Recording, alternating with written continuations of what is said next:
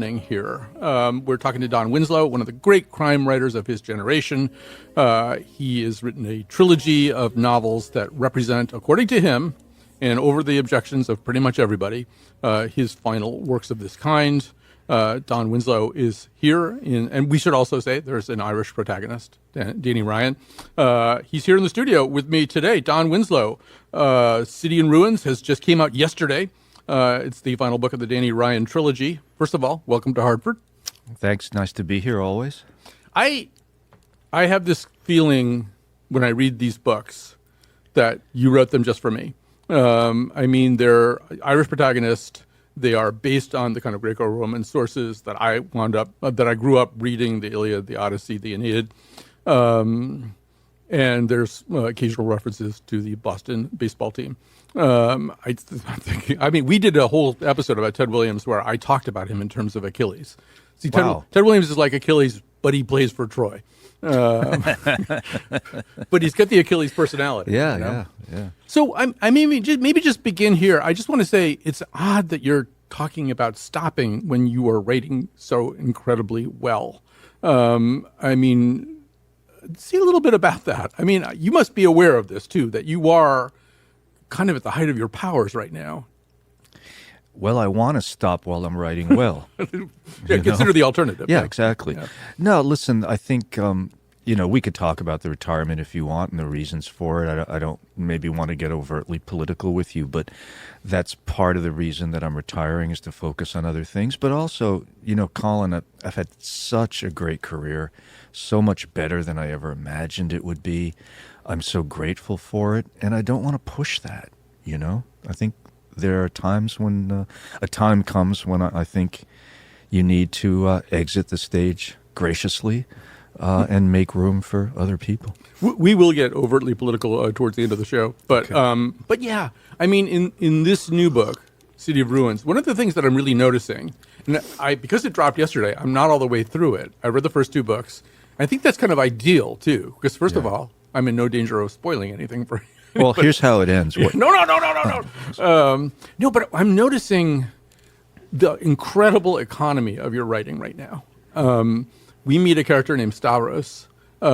He is the chapter that introduces him is about, I would be surprised if it's more than 700 words long. And in that moment, in him stirring some coffee, in him lying but not really lying to his wife about whether he put sugar in his coffee because he's a diabetic. In just a few things, we know so much about him at the end of that 650, 700 words. And I know you spent a long time writing these books from the time that they start. Mm-hmm. It feels like you spent a lot of time boiling away fat, and you've really just got some leanness here. Yeah. Well, first, thank you very much. That's what I've been trying to do, and I think as I've progressed in this career, I've tried to become more economical with words. I've tried to make fewer words do more work. One thing I kind of say to myself about words is it's like people in your apartment, There's no free ride. You either have to pay rent or at least do the dishes, if you're going to sleep on the couch. And so, thank you very much. I work really hard at that. Yeah, Faulkner said, murder your darlings. And then there's no evidence that he ever murdered a single darling. Yeah. But you clearly, you have done that. I want to talk a little bit about Danny as well. He starts out as kind of a pretty low-level hoodlum in the Rhode Island Irish Mafia, which is in itself kind of fading before our eyes. And the story is very much of a man who's been underestimated, maybe by even himself. What he sees as his possibilities in that very first book, in those very first few pages, is pretty limited. By the beginning of this book, he's a Las Vegas kingpin.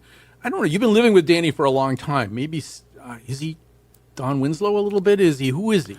It's remarkable how little self-awareness a person can have, Colin. I grew up in Rhode Island. I left when I was 17. And I wandered the world, for close to 40 years, trying to find a little success, a little stability, as I say in the book about Danny, a place to put my feet. I didn't make that connection until I was deep into writing the third book. And then it finally occurred to me, there are some parallels between Danny and me. Do you want to say what they are? Or Well, listen, he flees Rhode Island as a refugee, as a fugitive. Yep. I didn't flee as a fugitive, but there was nothing for me there in those days. Don't come from money.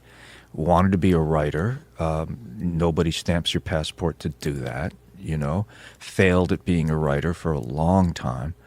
And was all over the place, in Africa and China and England, being a low-level PI in Times Square and Hell's Kitchen, being a higher-level PI in California, leading photographic safaris in Kenya, right? All trying to be a writer and not getting it done. And so I know that Danny feeling, and at the same time, I wasn't supporting an elderly father, but I was supporting a baby and a wife. The three of us lived in hotels for 3 years while I was moving around California doing various cases. So I started to see those parallels. I mean, one of the things that stands out in that story, and I'm aware of what you just said, but you're not one of these people who went to the Iowa Writers Workshop and then, right. I mean, you actually went out and lived and had some experiences and maybe figured I've never had a writing class. Yeah. Yeah. So one of the things I've been thinking about with your work and with crime fiction in general is how much of it is about the second law of thermodynamics and whether you can bargain with it, right? The order tends to devolve into chaos. Yeah. We were both talking before airtime here about Adrian McKinty, also a crime fiction writer from Northern Ireland initially. He's got a detective named Sean Duffy who talks about that sometimes, that he feels like he's the bulwark in between his people and chaos. Danny is in a very different position, but I think he's the same guy in a way. He lives inside the chaos, but nonetheless he is trying to prevent spillover at all times. I don't know, say a little bit about how you see that. He lives in the world of crime, but he wants it to sit in a certain place and not go other places. Yeah, Danny's is based on Aeneas, first in the Iliad and then in the Aeneid. And the Aeneid always talks about, or always refers to him as devout. Which wasn't really going to work for me, although he grew up Catholic and has, all of that comes with that. Pius Aeneas. Well, that's the Latin word, P-I-U-S. Yeah, exactly. Yeah, Pius Aeneas. Yeah. Pius Aeneas. So I think that Danny, and you mentioned this earlier, and I think quite correctly, his goals initially are very modest. He just wants a little stability to raise his wife and his kid. That is absolutely destroyed by the end of book one. And then he's just out there in the world with a few of his followers and what's left of his family. And again, what he's trying to do is just get a little stability to keep the chaos out of his life. And yet he makes, I think, at times some really bad choices that reintroduce the chaos. And I think it's arguable whether those are forced on him or whether maybe he had other options and chose those things. Yeah, I mean, he is, all the way through this third book, kind of haunted by those choices and those memories. He thinks about people that he's seen killed, and he thinks about people that he's killed. He thinks about the things that he's done that he regrets. Yeah, it does occur to me that the template for a lot of this stuff was written by another mutual friend of ours, W.B. Yeats. He says things fall apart, the center cannot hold, mere anarchy is loosed upon the world, the blood-dimmed tide is loosed, and everywhere the ceremony of innocence is drowned. The best lack all convictions, while the worst are full of passionate intensity. That's like crime novels. Absolutely. It's so funny, Colin. I just finished directing an evening of 3 Irish one-act plays, including one by Yeats. So. Where's that come? Was that at the in California, in San Okay. Diego? Yeah. Bring it to the Irish Rep in New York. And I'll see it. That'd be great. And then I think about Danny sometimes in reference to another Yeats poem, "I Shall Arise Now and Go to Innisfree." Where he's really looking for some peace and some tranquility that eludes him. Not a lot of be-loud glades in Las Vegas. Not a lot of be-loud glades, although I guess if you have the money, build one. As it turns out, you can build anything in Las Vegas. Very much the message of the new book. Yeah, it's interesting because we talked a while back at the Twain House, and at the time the first book was out, and I kind of had my classics nerd antennae up reading that book. But I've noticed one of the things I like about what's happening now is I'm missing things. Like I suddenly realized last night that in the second book I had seen the story of Clytemnestra, who was murdered by her son Orestes to revenge the murder of Orestes' father Agamemnon, and that happens in the second book. Yeah. I completely had whiffed on that. Is that right? Yeah, good for you, man. Well, I think it means, you're not mapping your stuff onto this stuff. You're taking these ideas and transposing them, but making them very much your own. Thank you. I mean, that's what I was trying to do. Look, if you look at the plot of the Oresteia, if you filmed it in black and white and put a trumpet behind it, you have a noir movie, and I couldn't resist it. And it also, in book 3, it continues. I don't know if you're that far into it, but the third play in the Oresteia is the first trial scene in Western literature, and that was irresistible to me to come and then do the trial. One of the great characters in the third book is a woman who's a prosecutor who's a former nun. I'm really enjoying her quite a bit. And there's also one of those quick Winslow exchanges between her and a guy who's trying to kind of lean on her to avoid a subpoena for some mobster.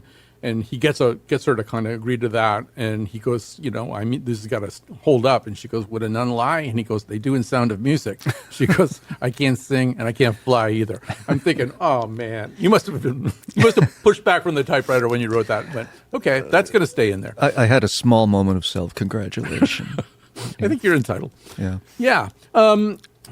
I think another thing that's happening in these books, and it's a recurrent theme in a lot of culture these days, is the person attempting to find some thread of morality inside a profoundly immoral system. I mean, we see that a little bit with Tony Soprano, although not with much luck in Tony's part. We saw it with Walter White in Breaking Bad. Danny is very much that guy. Yeah. He's essentially born into a very immoral system where blood vengeance is just kind of priced in to affairs. Yeah. But he's looking for morality in there. Can you say a little bit about that?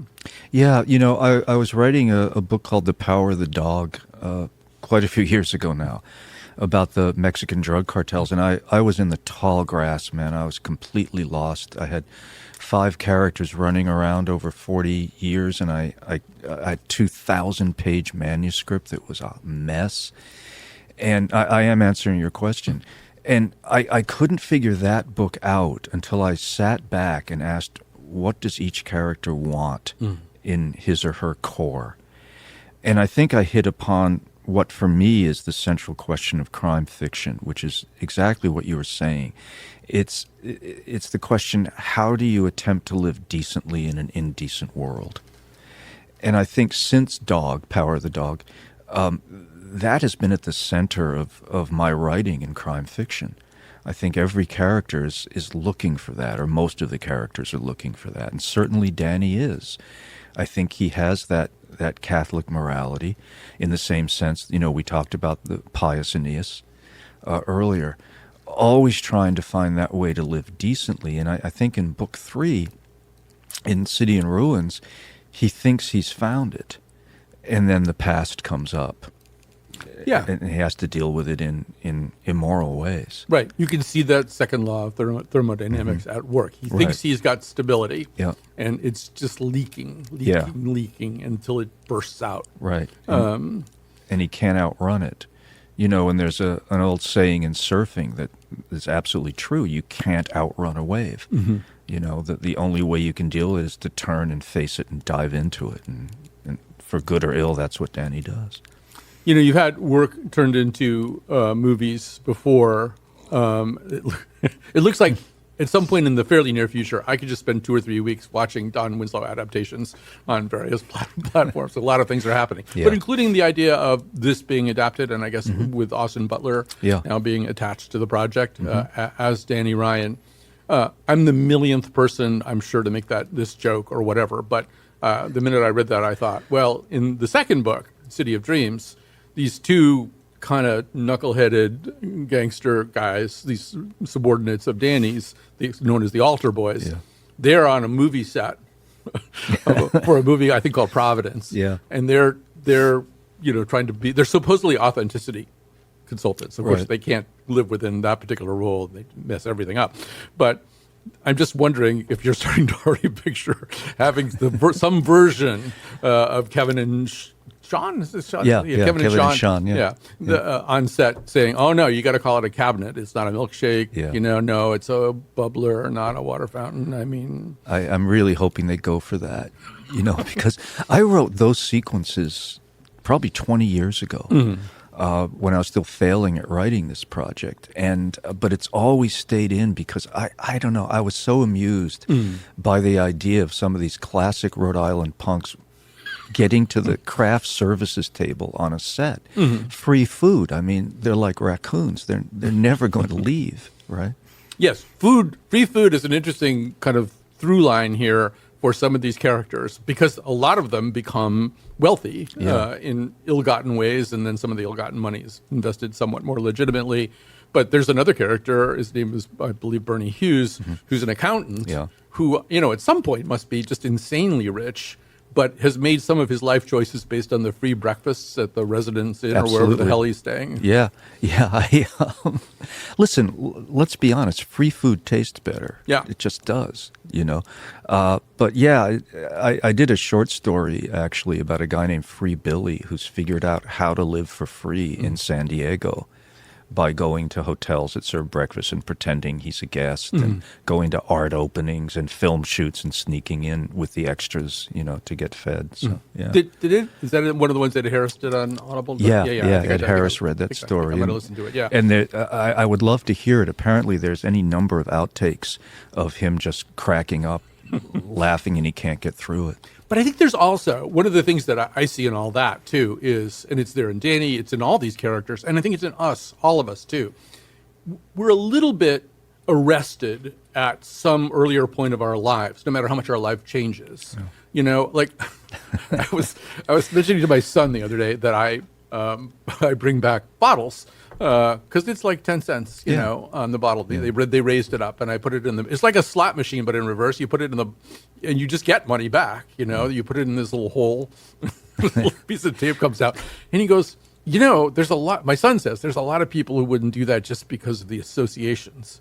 I said, like, I'm a meth head or something, and he goes, well, yeah, kind of. Oh, okay, yeah. But I'm thinking, and he's also thinking, I can tell, you don't need the 10 cents. You don't need the $1.70 that the machine spits out. And I'm thinking, no, I want the $1.70. And it's true. I don't need it, but but there was a time when I needed it. There was a time when you needed that. Oh, yeah. There's a time when Bernie needed a free breakfast. Right. I don't think we ever quite live that down. We never get over that. I mean, I do okay now, right? Yeah. But for a long time I didn't. And that memory is just, it's baked in, Yeah, I want the $1.70. But what I was chortling about while you were telling that story is the great Seinfeld episode where Kramer and Newman try to drive the truck full of cans and bottles to Michigan because it's an extra 5 cents. And they're trying to figure out the economy of it and stuff. Yeah. Everybody's hustling. We're all the same cat, as Lenny Bruce said many years ago. All right. On that beautiful note, we'll take a quick break. We'll come back with more of Don Winslow after this.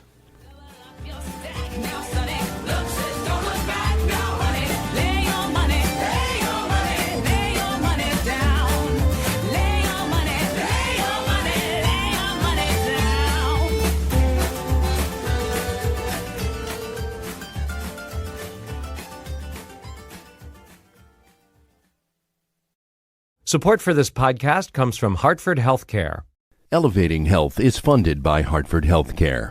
Hartford Healthcare recently celebrated the opening of the Ridge Recovery Center in Wyndham. Christy Scott, Vice President of Clinical Operations, describes this new state-of-the-art destination for healing. Individuals will come if they're suffering from substance use disorder and get individualized treatment. They can stay up to 3 to 4 weeks and receive family therapy, individual therapy, group therapy, and lots of other holistic care like yoga, trail walking, acupuncture. So it's going to be a great place for people to come and heal. For those seeking recovery, finding it close to home can sometimes be challenging. Many individuals travel to Florida and other states that have more treatment centers. So we're hoping by doubling our capacity at Hartford Healthcare, the individuals can stay in their home state with their family and support systems close by. To learn more, go to ctpublic.org/ Of all three of these books have Vegas in them, but this third book is the Vegasiest ever. And you really had to go to school on Vegas. You can't. First of all, it's a hard thing to write about because it's a place that people visit, and you rarely get to know the people who live there. But you needed to learn a lot about Vegas and so-called old Vegas. Mm-hmm. I don't know. See, first of all, how did you do that? How did you immerse yourself? I think any crime writer roughly of my generation, if we're going to write American crime history in our fiction, we need to be conversant with Vegas. Mm-hmm. It's just part of it, no matter where you're writing about. If you're writing about the mob, Vegas is going to come into it at some point. So I've always kind of followed it, but for this, it was sort of two streams. One was, as you referred to, old Vegas. So I spent a lot of time there and have good connections there. And they connected me with other connections. So I, sat around the table with some of the little guys. And they told me stories. Where I really had an issue was learning the business. Mm-hmm. Not so much the gambling business, because my grandmother's a professional gambler who taught me how to shoot dice and play poker and stuff when I was a child.